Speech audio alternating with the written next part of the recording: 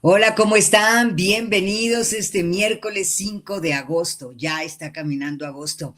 Soy María Elena Cantú y estas son 5 noticias para iniciar el día. A manera de introducción, les cuento que hace unos minutos se realizó, tal y como estaba programado, una rueda de prensa debido a la próxima presentación del libro del ex embajador de Estados Unidos en México, Ken Salazar. Fronteras, mi lucha por una América unida, así se llama el libro del sello editorial de Miguel Ángel Porrúa. Generará reacciones y por lo menos aquí en este espacio le vamos a dar seguimiento. ¿De qué le vamos a platicar en un ratito? Bueno, pues está el tema de la UNAM, ya fijó fechas para el examen de control, pero no paran las cosas, le vamos a dar voz, les vamos a platicar qué piensan algunos estudiantes. Sigue el tema de lo que el gobierno no quiere llamar censura y lo llama derechos de audiencias, pero para voces calificadas es un intento de censura a los medios de comunicación. El decreto para la transparencia y un golpe al huachicol. Así que con esto iniciamos.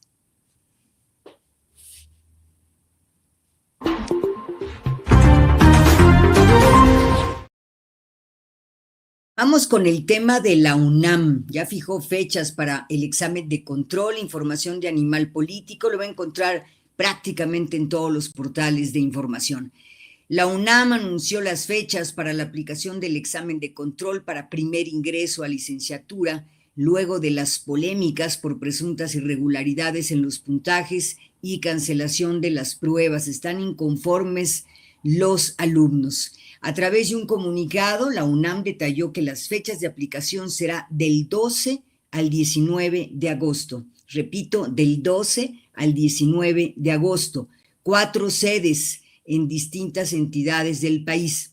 Además, dio a conocer 2 fechas importantes para este proceso.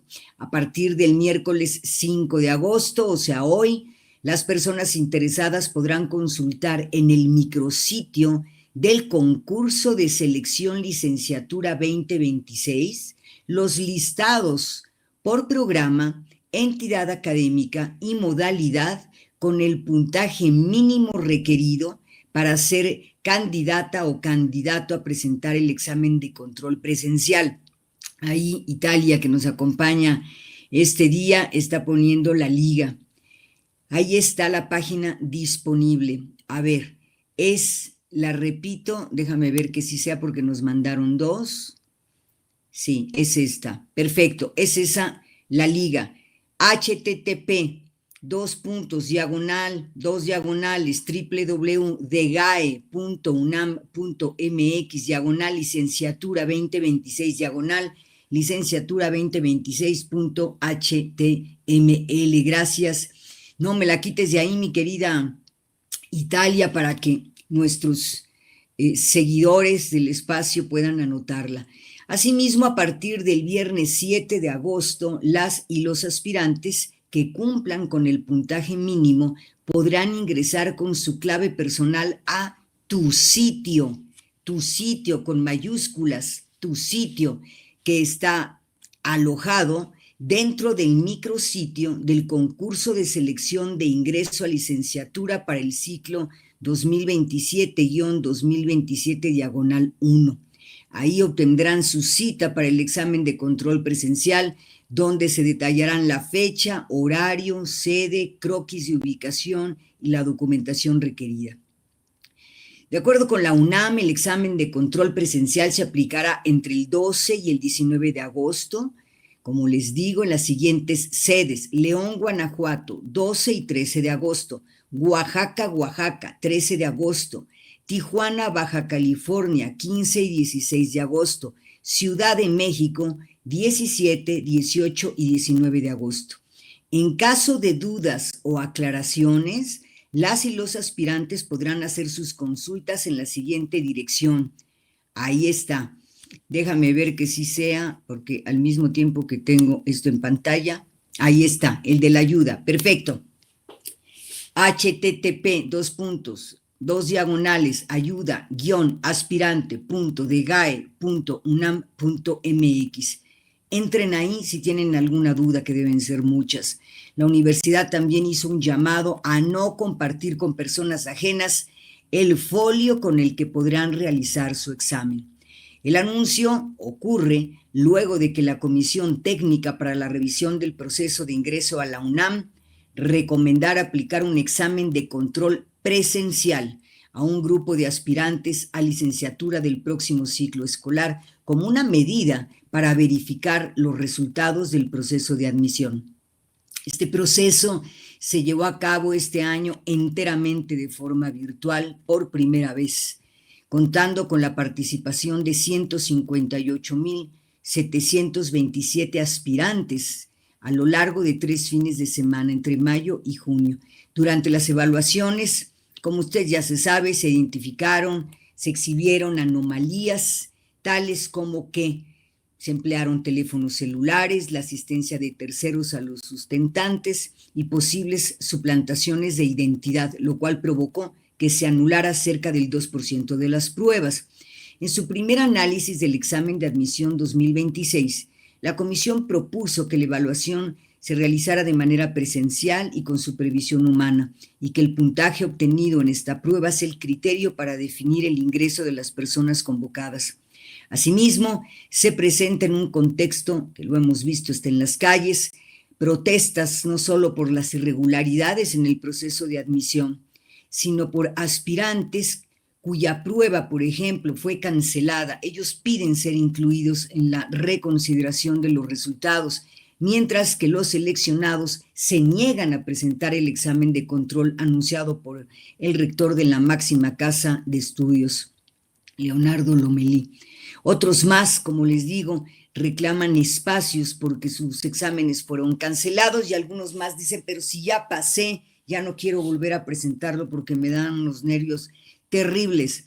En medio de estos escenarios, la UNAM acordó el lunes que el próximo ciclo escolar 26-27 iniciará el lunes 31 de agosto, tanto para las personas de primer ingreso de licenciatura como para las de pase reglamentado, para las de pase reglamentado y las del concurso de selección. En tanto, mediante un comunicado, la institución dio a conocer que el reinicio de actividades académicas para las y los alumnos que ya realizan estudios de licenciatura, será el 17 de agosto.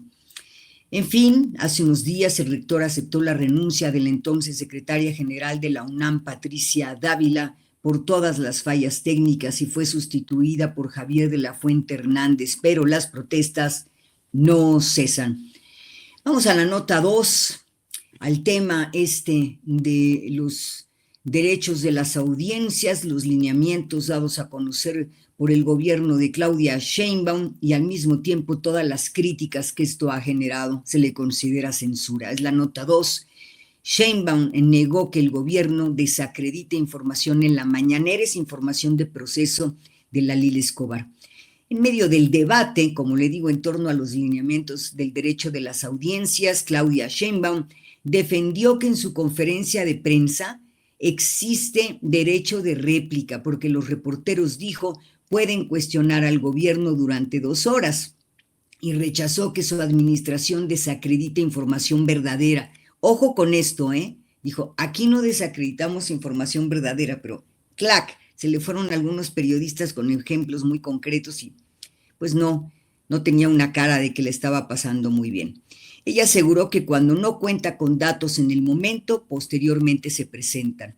La cito, aquí hay derecho de réplica, sostuvo la mandataria, ser cuestionada sobre los lineamientos relacionados con el derecho de las audiencias y la posibilidad de que el gobierno desacredite inicialmente información periodística que después resulta verdadera.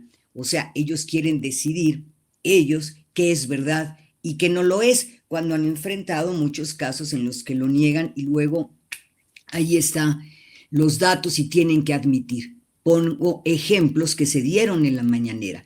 Proceso le planteó el caso del derrame de petróleo en el Golfo de México, cuya responsabilidad fue negada inicialmente por el gobierno y posteriormente reconocida por Pemex, encabezado por Víctor Rodríguez Padilla en ese momento. Sheinbaum respondió que desde el primer momento solicitó a la Secretaría de Ciencia integrar un equipo científico para determinar el origen del derrame. La presidenta desde el primer momento, independientemente de lo que hubieran publicado los medios y está por escrito, le pidió a la Secretaría de Ciencia que nombrara un equipo científico para determinar cuál era el origen del derrame, dijo. Pero le insistieron en que fueron las publicaciones periodísticas las que mantuvieron el tema en la agenda pública hasta que Pemex confirmó el origen del incidente. La presidenta rechazó esa interpretación de los medios. También se le recordó el caso de una persona, lo recordarán, que estaba tomando el sol en una ventana de Palacio Nacional, hecho que el proyecto Infodemia calificó inicialmente como falso, como una mentira, y posteriormente fue reconocido por el propio gobierno, mientras que el proyecto ofreció una disculpa sin dirigirse, según el planteamiento, a las personas desacreditadas. Es decir, primero dijeron eso es verdad, no es cierto, no es verdad, y luego, no, pues sí. Ante ello, la mandataria reiteró que en la conferencia existe pluralidad de preguntas y defendió el mecanismo como una forma de garantizar el derecho de réplica. Cito, todos ustedes tienen derecho a preguntar. A veces no nos da el tiempo, pero busco siempre que sea plural las preguntas, que no siempre pregunte la misma persona. Siempre estoy buscando quien no ha preguntado para poder preguntar. Aquí hay derecho de réplica, ustedes tienen la pregunta durante 2 horas al día y se contesta, y cuando se hace una pregunta que no tengo en ese momento la información, se brinda la información. Aquí hay completa libertad de preguntar lo que se desee, dijo. Durante el intercambio también se mencionó la cifra de 600,000 millones de pesos de daño al erario atribuida al llamado huachicol fiscal, presentada previamente por la Procuradora Fiscal de la Federación, Grisel Galeano. Sobre ese tema, Sheinbaum reconoció que su administración aún tiene pendientes varios informes públicos. La cito, está el tema de todo lo que se ha hecho administrativamente para evitar el robo de combustible. Traemos como 4 o 5 cosas pendientes que las vamos a presentar aquí en la mañanera, dijo. La presidenta añadió que entre esos puntos pendientes también se encuentra la actualización sobre las denuncias presentadas en Estados Unidos por presuntas violaciones a derechos humanos de personas migrantes y dio su aval para que el gobierno presente un informe sobre los asesinatos de periodistas registrados durante su administración. Ya van varias veces que promete el informe. Sin embargo, para diversos especialistas, como le comento, es un tema que encontrará en distintos espacios, especialistas en el derecho a la libertad de expresión, periodistas, analistas políticos, lo que están observando, por más que la presidenta lo niegue, es que es un tema de censura. ¿Por qué? Porque ellos van a decidir, luego de una queja de alguien, qué es verdad y qué no lo es. Y sí, ellos consideran que es mentira, hay una multota millonaria. Voy a compartir un pequeño extracto de la columna de Jesús Silva Herzog Martes en Reforma. Búsquela, creo que se publicó el lunes. Dice, la presidenta de México está convencida de que la libertad de expresión es un regalo que ella nos hace generosamente. Si quisiéramos censurar, ya lo habríamos hecho, dijo el 30 de julio. Tenemos todos los instrumentos para hacerlo, pero hemos preferido no usarlos. ¡Qué amable, doña Claudia! Ella podría en un segundo silenciarnos, pero no lo hace. Cada vez que abramos la boca, deberíamos darle las gracias a la presidenta por permitirnos hablar. El muro contra la censura no es la ley, sino la gracia presidencial, dice Jesús Silva Herzog Márquez en Reforma. Continúo. Cree también que nunca ha habido mayor libertad de expresión que ahora, y lo pone Jesús Silva entre comillas. En el país más democrático del mundo, la estigmatización constante de periodistas críticos desde la tribuna presidencial, el asesinato de decenas de periodistas a lo largo del país, la censura que se sirve de los jueces y de las autoridades electorales existen solamente en la cabeza de los enemigos del pueblo. Lea la columna, es extraordinaria. Y precisamente sobre los asesinatos de periodistas que nos dicen una y otra vez que van a informar, vamos con la nota 3. Impunidad en crímenes contra periodistas se sostiene desde el Estado, dice Propuesta Cívica. Es de Proceso, de Gloria Leticia Díaz. Una década después de que el priista Javier Duarte dejara el poder en Veracruz, periodo en el que fueron asesinados 18 periodistas, la violencia contra comunicadores y la impunidad alrededor de esos crímenes se sostiene, se reproduce desde el propio aparato estatal. Así lo advirtió Sara Mendiola Landeros, directora ejecutiva de Propuesta Cívica. Entrevistada por El Medio al término de la presentación del informe Prohibido Investigar, la impunidad sostenida en crímenes contra periodistas en Veracruz, Mendiola Landeros sostuvo que la principal conclusión del documento es que la impunidad se volvió una forma de administración institucional. Si en México se siguen asesinando periodistas, es porque el eje de voluntad política ha sido ausente. Añadió que la situación empeora si se considera que pareciera que el no investigar es la venganza del Estado contra el periodista crítico, contra el periodista que expuso corrupción. Una dinámica que, dijo, no solo ocurre en Veracruz, sino en todo el país.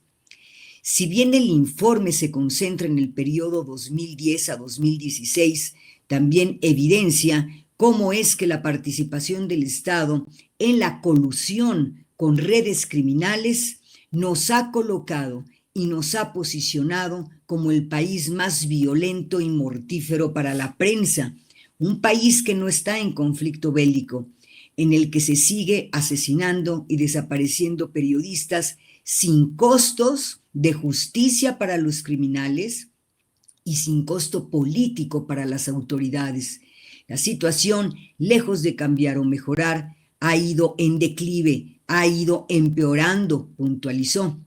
Durante la presentación, Mendiola destacó que en México, ojo, el 98% de los asesinatos de periodistas permanecen en la impunidad, mientras que en los casos de desaparición la impunidad es total. Por ello, explicó, el informe es un intento por explicar por qué pasa el tiempo, pasan los partidos políticos, vienen transiciones de poder y la situación permanece o empeora. Este informe es un intento por entender cuál es el patrón, cuáles son las lógicas de la impunidad, cómo se construye, cómo se sostiene y cómo se reproduce. El análisis del informe estuvo a cargo de Omar Gómez Trejo, exfiscal del caso Ayotzinapa, quien revisó 3 expedientes que comprenden 8 víctimas mortales, entre ellas 3 periodistas, casos que actualmente litiga Propuesta Cívica. Tras señalar que durante el periodo analizado ocurrió un asesinato de periodista cada 3 meses, Gómez Trejo afirmó que los asesinatos de periodistas no son una cuestión episódica, sino una cuestión estructural y sistémica. El investigador destacó que el informe documenta que las 3 investigaciones comparten 14 fallas idénticas, una repetición exacta del mismo conjunto de omisiones en 3 expedientes que se van construyendo en distintos momentos por distintas autoridades con plataformas políticas distintas. Eso es lo que permite tener una visión muy clara de que esto no es una negligencia individual ni una omisión por parte de la autoridad, sino que forma parte de un factor, desgraciadamente, institucional, dijo. Los expedientes revisados corresponden a los asesinatos de los periodistas Miguel Ángel López Velasco, conocido como Milo Vela, asesinado el 20 de junio de 2011, Yolanda Ordaz de la Cruz, desaparecida el 24 de julio de 2011 y localizada sin vida 2 días después con huellas de tortura, y Gabriel Córdoba, cuyo cuerpo fue encontrado el 3 de mayo de 2012. Se lo estoy diciendo, Gómez Trejo explicó que en los 3 casos la investigación se detuvo deliberadamente en los autores materiales, al establecer como principal línea de investigación la responsabilidad del crimen organizado. Y después de ahí ya no se mueve más, no se investiga más, no va hacia las autoridades del Estado, dijo. Tras el análisis de los expedientes, concluyó que el mensaje es claro: no vamos a investigar más allá de donde nosotros creemos que tiene que hacerse, para de ahí cerrarse el caso y dejar claro a los periodistas que, si tú cruzas ese umbral, lo que te ganas es una campaña de desprestigio y una criminalización. Durante el evento, Aya Campbell, representante adjunta de la Oficina del Alto Comisionado de las Naciones Unidas para los Derechos Humanos, destacó que para ese organismo internacional, Veracruz es la entidad más letal para el ejercicio periodístico.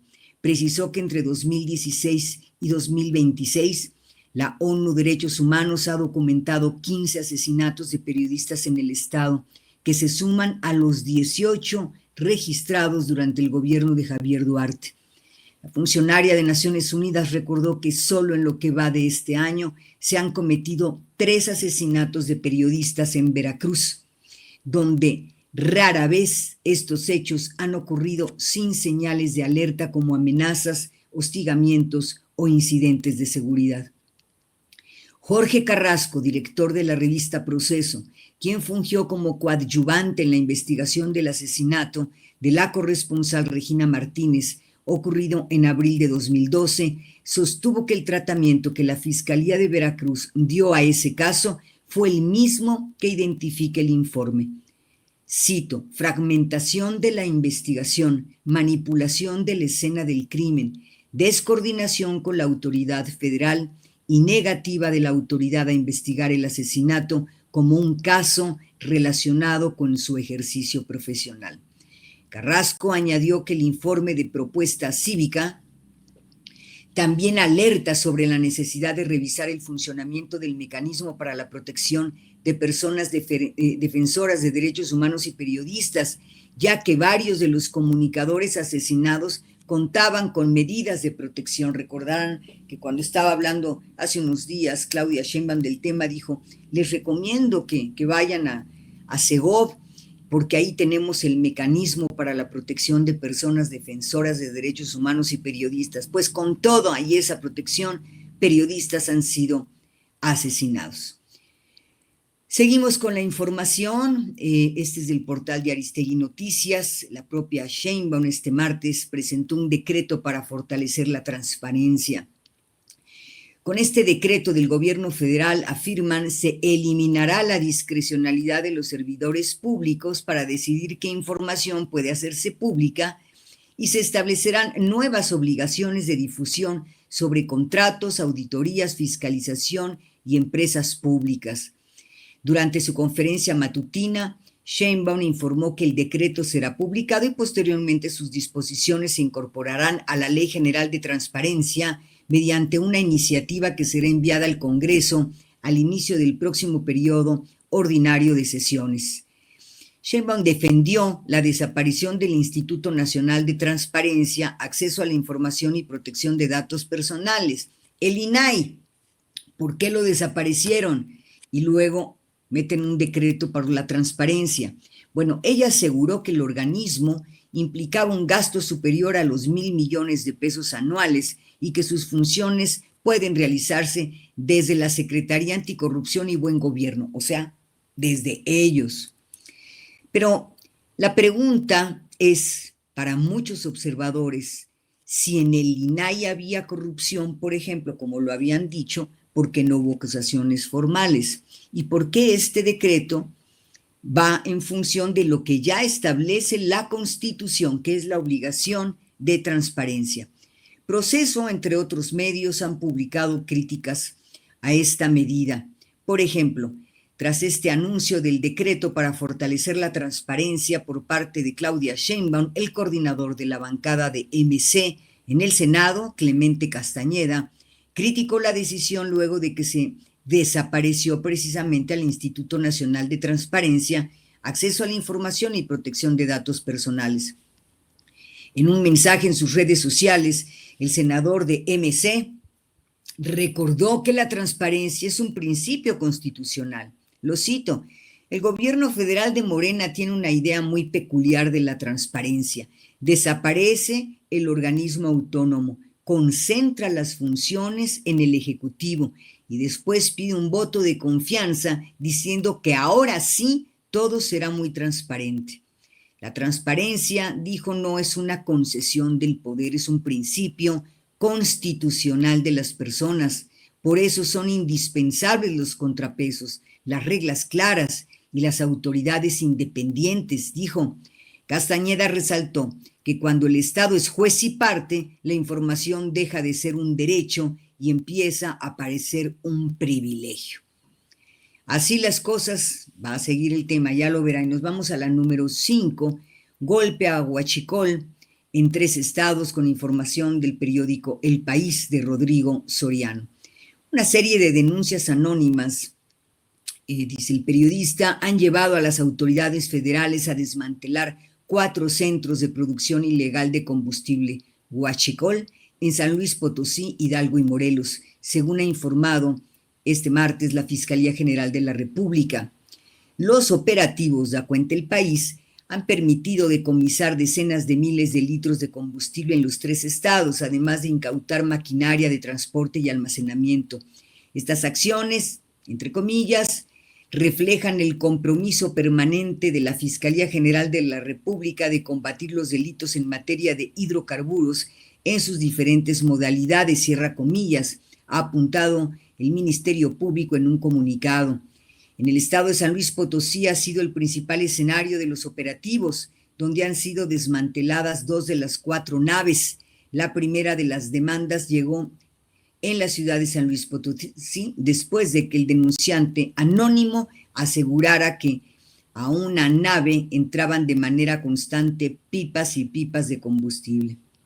En ese cateo confiscaron 8 tanques de 80,000 litros, una locura, casi 900 contenedores de 1,000 litros cada uno, o generadores de diésel.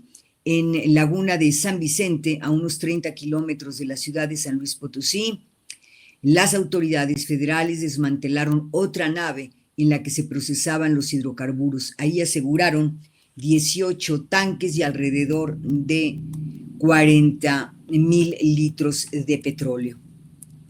Así las cosas, va a encontrar también lo que ocurrió en estos operativos en Tizayuca, al sur de Hidalgo. Fue otra denuncia la que llevó a las dependencias del Gabinete de Seguridad a actuar. En el cateo aseguraron un total de 57 contenedores con capacidad para almacenar hasta 157,000 litros de combustible. La última acción de que las autoridades se realizó en Cuautla, a unos 40 kilómetros de Cuernavaca, en Morelos. También dieron cuenta al respecto. Las denuncias sobre esa nave apuntaban a un ingreso constante de pipas escoltadas por camionetas, además de un fuerte olor a hidrocarburos y químicos.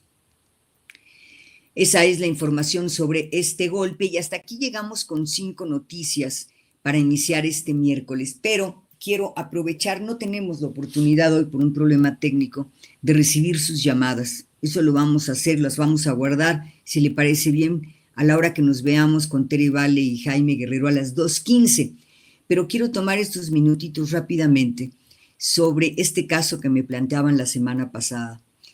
Este caso que involucra a un profesor del Instituto de Educación Media Superior aquí en la Ciudad de México. Él falleció por suicidio en julio pasado tras ser denunciado por una alumna por presunto abuso sexual.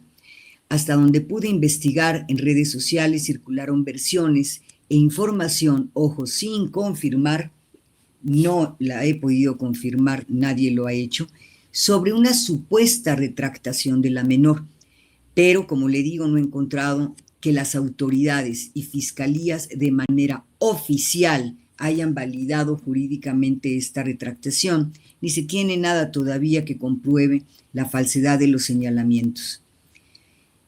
Sobre el mensaje del docente, pues que es muy doloroso, antes de quitarse la vida, el profesor difundió un video y una carta pública donde negó de forma categórica las acusaciones calificó su decisión trágica como un acto de protesta y de sacrificio frente a la falta de garantías procesales y de presunción de inocencia para los hombres acusados en el sistema legal actual. Este es un tema de debate, porque también a través de redes sociales pues, se pidió qué pasa con la transparencia.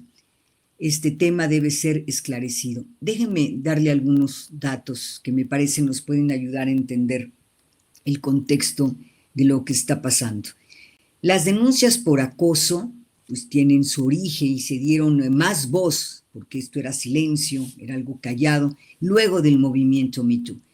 La visión del movimiento ha sido abordar la escasez de recursos prácticamente en todo el mundo para las sobrevivientes de violencia sexual y construir una sólida comunidad de defensoras y aliadas. Esto dicen algunos portales, puede buscarlos, que tienen relación a los orígenes de Me Too.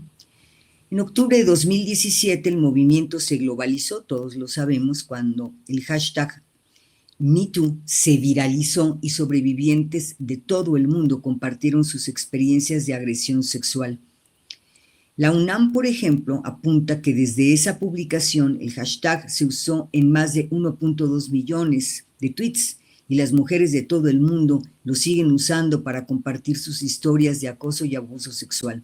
Ahora bien, por otro lado, también se ha exhibido que la exposición de denuncias en redes sociales dejó y ha dejado expuestas a personas sin la intervención inicial de investigaciones judiciales formales, lo que generó cuestionamientos sobre el tema de la presunción de inocencia. Evidenció que los sistemas legales tradicionales no estaban ni están preparados en muchas partes del mundo para procesar denuncias de acoso digital o laboral. Este es otro de los temas centrales. Hay un reportaje muy interesante de la BBC. Se llama así, búsquenlo. Le pidió a una amiga y a su novio que la golpearan para culpar a su expareja. El trágico submundo de las denuncias falsas de violencia doméstica de la BBC de Londres. Este medio de comunicación le da voz a muchos expertos. Voy a citar algunos. Son denuncias peligrosas porque buscan corromper un sistema que fue diseñado para proteger a las víctimas, y yo con esto estoy absolutamente de acuerdo. Buscan corromper un sistema diseñado para proteger a las víctimas y castigar a los maltratadores y no para ser usado con otros fines. Esto indica desde Madrid la psicóloga clínica Paula Ronco Cardoso, que cita a la BBC, como le digo, yo estoy totalmente de acuerdo.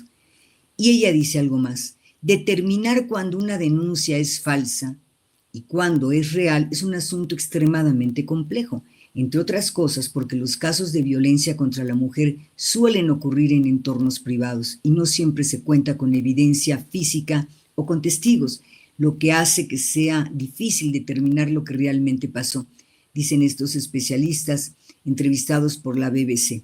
¿Qué pasó con este caso concreto? No lo sabemos en realidad y necesita esclarecerse. Necesitamos saber realmente qué pasó, pero que se haga de manera seria, no a través del juicio de las redes sociales. ¿Qué sí parece claro?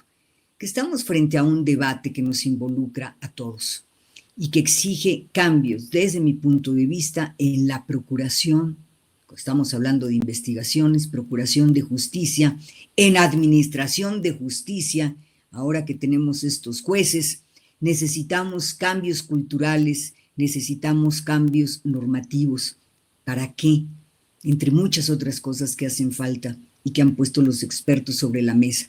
Para frenar, sí, a los que maltratan, a los que abusan de su poder, sean jefes, en fin, en el mundo laboral, en el doméstico.